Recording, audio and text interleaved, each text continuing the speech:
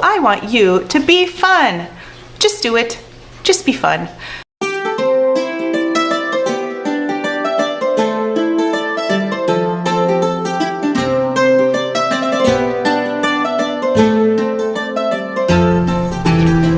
Hi there, it's Christy with the Chirp YouTube channel. This is my 5th video in my little series on assessing and assisting an upset child. And our hint for this week is to distract. Once we know a little more about the child from our first 4 steps, we know what the child's emotional state is, and we have addressed any issues there. We know what the child's sensory needs are and what has been non-verbally communicated, and we have assisted in that area. We know what the child's verbal level is, and we are interacting and communicating with the child appropriately based on that information. And we have begun the process of soothing the child with activities that help calm and regulate emotions and our bodies. In this step, if the child is still upset, we have done a lot already towards moving the child towards being less upset. And now we should be able to start with this step, which is distract. We are going to distract the child because we all manage ourselves a little better in times of tension if we can distract ourselves a little. We don't want to necessarily distract right off the bat, because just as in your life, if you come home from work and you are upset and your spouse or your friend says, I know, let's go shopping, this isn't going to help solve your problem because you haven't addressed the underlying emotional issue. You haven't been able to talk about what happened at work. You haven't been able to express yourself at all. You haven't helped yourself to self-regulate, so you might still be kind of out of control if you go to the mall, and that is an unsafe situation for the mall and for you. And so we don't want to distract right away, right out of the gate. We want to make sure we go through all those other steps first. And then once we have sort of established a little bit of a calmer situation, now we can distract. So that instead of just being sort of tentatively calm, the child can move deeply into being regulated. Some of my very favorite activities to use to distract a child from potentially parents haven't come back to pick her up yet, or she got a tiny little boo-boo on her knee, or someone in class hit her.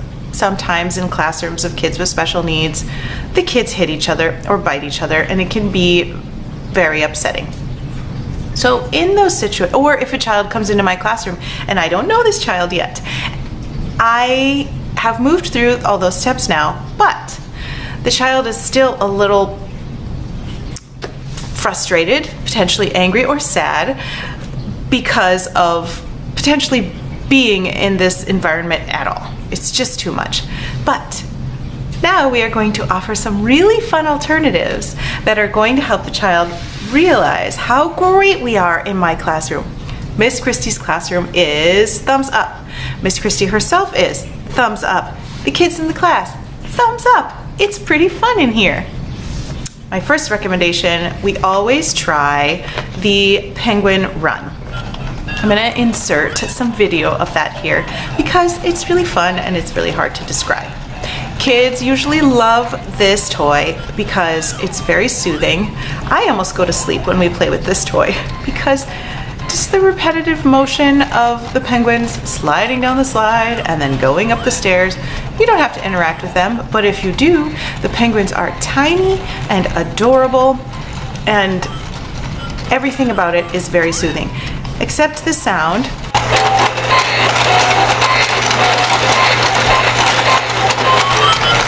But even that isn't too bad. Kids don't hate it. I put a little folded up paper towel taped on over the speaker because I thought the sound was too loud. And I think on one of my versions, I had my husband disconnect the wires to the speaker inside the machine. So if you've got a tech person on your team or in your family, or a friend you know who can do things like that, that might be a good idea. Also, if the people who make the penguin one are listening, make a silent one. It's a really good idea, and you can credit me with that brainstorm. The next thing I recommend is rocket balloons. Rocket balloons can be very surprising to kids, but most kids love them. What happens is you pump up a balloon with a pump. Usually if a child is upset, I don't have the child do this part because she probably won't. I pump it up and I talk about how cool it's going to be. We count down with my little counting board, and then we let it go. 9, 8, 7, 6, 5, 4.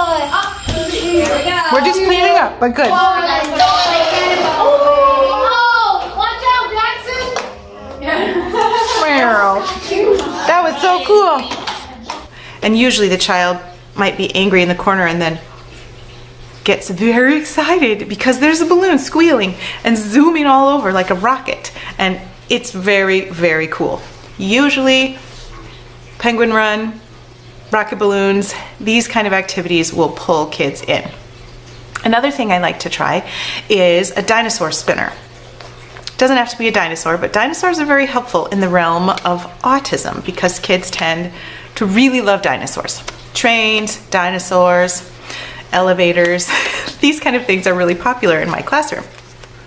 Dinosaur spinners I found on Amazon. You hold down the button, they spin around and light up. So if we have an upset child, we'll usually turn off the lights so that it's only half as bright, and then we'll pull out the dinosaur spinners. Kids find them mesmerizing and calming, and so do we. So those are a good idea. I want to say, if you are going to use dinosaur spinners, especially in the dark, please make sure that the child you're working with, all the children in your classroom and the adults too, don't have a seizure disorder.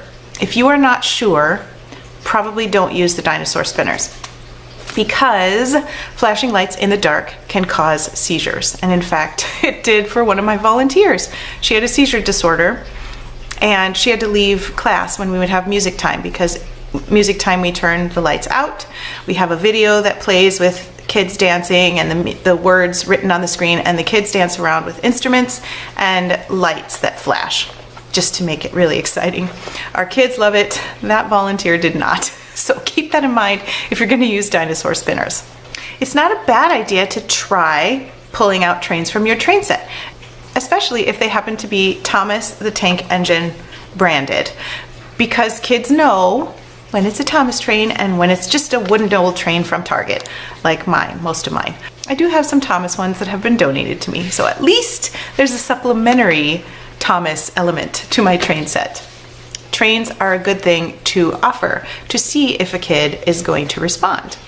Bubbles are usually a good idea to try anyway. Sometimes they can be a really great distraction. They're beautiful. You can put on some fun dance music and you can all dance around popping bubbles. Pop bubbles with your nose, pop bubbles with your elbow, pop bubbles with your knees.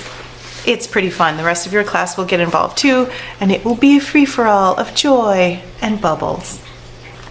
The very last resort that I sometimes use if a child just refuses to get any less angry or sad is I will offer a snack. I have reasonably healthy snacks in my classroom. I only do vegan snacks because I'm vegan. I only do gluten-free and casein-free snacks because some of the kids that I work with who have autism are on exclusion diets. But there are quite a few snack foods that fit that bill.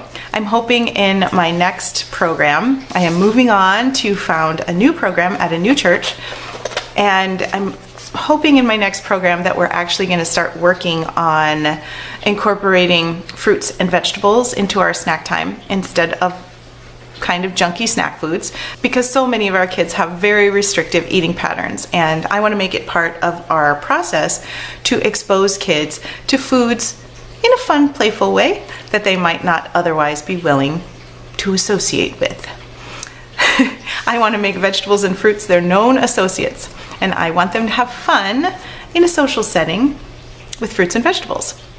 So if you have a fridge in your classroom or something, try to get fun fruits and vegetables, make them animal shapes, make them look like trains. I have some cute resources for that down. I'll put links down below. I found them on Pinterest and I can't wait to try them out in my classroom. Little trains made out of, with wheels of cucumber. They just look so cute. And you can encourage kids to enjoy snacks more if they look different, if they look like fun things. If you do want some reasonably healthy, sort of junky snack foods in your classroom, which you'll have to probably because they will last for a long time in your classroom from week to week, I'll put links to the ones that I use in my classroom in the box down below so that you can find them. The favorites in my class are the fruit snacks, but the animal crackers are also very popular, and so are the pretzels and the popcorn. I don't offer snacks first because I don't want kids to get in the habit of solving their emotional problems with food. I don't want any of us to be in that habit, because even though food can be a lovely friend here and there, it doesn't solve problems except for the problem of nutrition and the problem of hunger. Those problems it solves well. Emotional problems it does not solve very well. And so I don't want kids to get in the habit of thinking, I'm sad, mom gives me a cookie. That means whenever I'm sad, I need to eat cookies. I think a lot of us have that history of feeling loved when someone gives us food. I don't want that to be a legacy that we pass on to our students. I want them to get the idea that they are loved because we are helping them through their upsetness in kind and patient ways, not because we're giving them food to get them to shut up. If you know that a child is upset because she can't have something right now that she wants, for example, if it is story time and she really wants to hang on to a particular train, and we don't allow toys at story time because it gets too distracting, then we need to deal with that in a way that doesn't perpetuate the problem. If the child is angry because you said, train has to sit on the counter until story's over, and decides to be upset because of that, we have to not just give her the train. That's not the answer, because there will be times in life when we don't get what we want.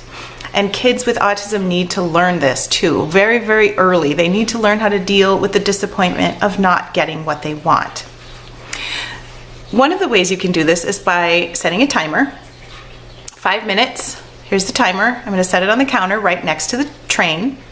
When the timer rings, you can have the train at story time.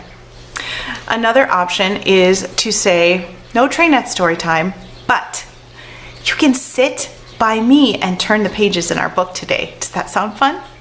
So we can make an accommodation that this child needs a little something extra today, and we can give her something extra. It isn't exactly what she wanted, but it is something extra that's helping her see that we're trying to help her co-regulate. I'm helping her stay calm, and she's likely to buy into that. Sometimes kids like to read the stories themselves. Sometimes maybe everyone at the table that day gets a special egg shaker to hold on to. But we're practicing. We have to keep the egg shaker quiet while the story goes on. That's our practice today. Keep your egg shakers quiet. Sometimes just having something else to focus on during story time can make a difference. That's just one example. The overarching theme there that I'm trying to tell you is, when a child wants something that isn't appropriate at a particular time, if a child wants a cookie and you're going to have dinner in 5 minutes, you don't say yes. We don't want children to be upset, but we do want to help children learn how to deal with disappointment. We might say, dinner first, then cookie. First then is always a really, really good trick to use with kids. You can even use visuals, the 1 and a 2, first dinner, then cookie. Instead of just saying no cookie. No, you're not having a cookie. It's dinner time. You can say first dinner, then cookie. Same deal with the train at story time. First story, then train. It's really smart. Kids catch on to that really well. Also, as a distractionary tool, I want you to be fun. Just do it.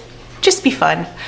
That doesn't mean loud and over the top and obnoxious. It just means light and happy and calm and not affected by the child's behavior. Pretend you are in a bubble, and inside your bubble is joy and calm and peace. It's like a bubble of pink happiness, like my sweater, full of love. Outside the bubble, the kid could be raging or crying or angry or yelling or whatever. But it doesn't affect you. It bounces off your bubble and you can remain calm, loving, happy, and peaceful. And you can respond to the child out of that rather than absorbing the child's upsetness and reflecting it back on the child. So pretend you're a superhero who has a magic bubble. I hope this video was helpful for you today. This was the 5th and the last step in our Assessing and Assisting an Upset Child series. Don't forget to come back next week. We'll be starting to talk about something new, and I'm sure it will be fascinating. Please do subscribe and click that little bell so that you know when I post another video. It really helps this channel to continue to reach other people who want to learn new skills in helping kids function better in the world and helping the world to accommodate kids better. Thanks for being here. I'll see you next time. Bye.